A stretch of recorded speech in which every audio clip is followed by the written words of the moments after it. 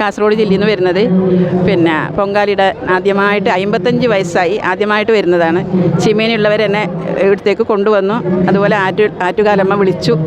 ഇനിയും തുടർന്ന് വരണം എന്നാണ് ആഗ്രഹിക്കുന്നത്. ആഗ്രഹങ്ങളെല്ലാം ആറ്റുകാലമ്മയോട് പോയി പ്രാർത്ഥിച്ച് പറഞ്ഞിട്ടുണ്ട്. ഇനിയും ഇവിടെ വരാൻ സാധിക്കട്ടെ എന്ന് ഒരുപാട് പ്രാർത്ഥിച്ചു. അതെ അതെല്ലാം മറന്ന് ഇവിടെ വന്നിട്ട് നല്ല സന്തോഷത്തോട് ചെയ്തു.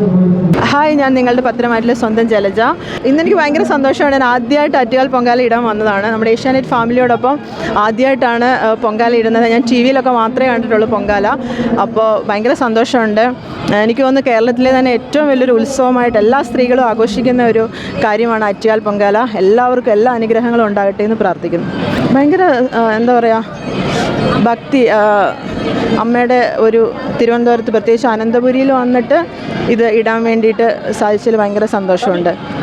എല്ലാ സ്ത്രീകൾക്കും എല്ലാ ഈവിളിനെ വിക്ടറിയാണ്, നന്മയുടെ വിജയമാണ് ആറ്റുകാൽ പൊങ്കാല. അപ്പോൾ ഭയങ്കര സന്തോഷമുണ്ട്.